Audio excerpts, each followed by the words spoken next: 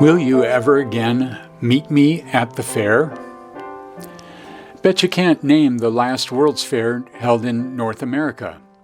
35 years ago, it was Expo 86 in Vancouver, BC.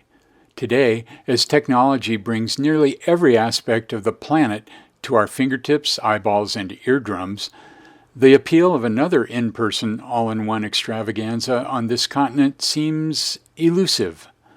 Even so, we in Seattle revere our pair of World's Fairs past.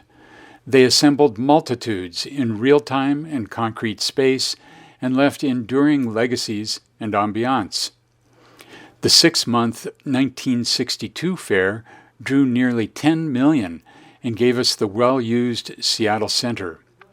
Touchstones included the Space Needle, the International Fountain, Pacific Science Center, and now named Climate Pledge Arena. I'll always call it the Coliseum. Less known today was the direct predecessor, the Alaska-Yukon-Pacific Exposition in 1909. It yielded the spectacular University of Washington promenade known as Rainier Vista, while fostering a steadfast locus of learning. In 4.5 months, 3.7 million AYPE visitors encountered an endless array of cultural and commercial offerings, both high and low of brow. This and other fairs constituted the Internet of the early 20th century, contends Magnolia's Dan Curley, a leading AYPE researcher. You could come to the AYP and click on most anything you wanted, he says. Among myriad examples is the dominant hall in our then photo, promoting the greatest timber belt in the world. The Chehalis County building faced southeast near the UW's northeast corner. Above the columns of this temporary structure, a 3D frieze of a log trailer, locomotive, mill, and other figures depicted what the Seattle Post-Intelligencer called the pretty legend of travels of the tree from the forest to the building, along with the pursuits of livestock, dairy, and farming. This building would give the county, 6 years later renamed for Grays Harbor, worldwide recognition in capital letters with indelible ink, predicted its executive H.D. Chapman. He signaled hopes for a harbor-based metropolis to export timber that he labeled the finest on God's footstool.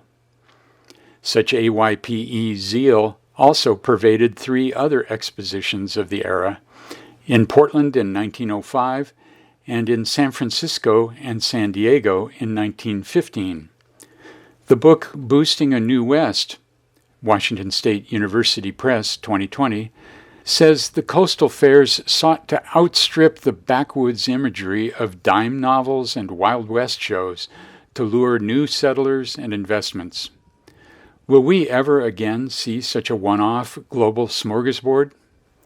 An AYPE ad from the book whets my yearning for common physical ground. You ought to see Seattle and the fair she plans on giving. 'Twill put new notions in your head and make life worth the living. In our then photo, Alaska-Yukon-Pacific Exposition visitors stroll past the Chehalis County building in 1909 on the University of Washington campus. At left is a portion of the Spokane County building.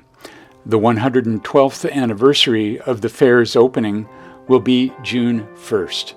Find many more AYPE photos at Dan Curley's website, aype.com.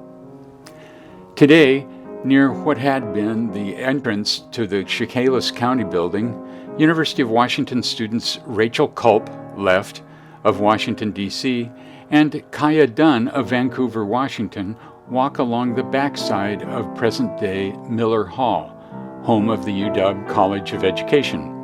Culp majors in environmental studies and history, while Dunn majors in political science.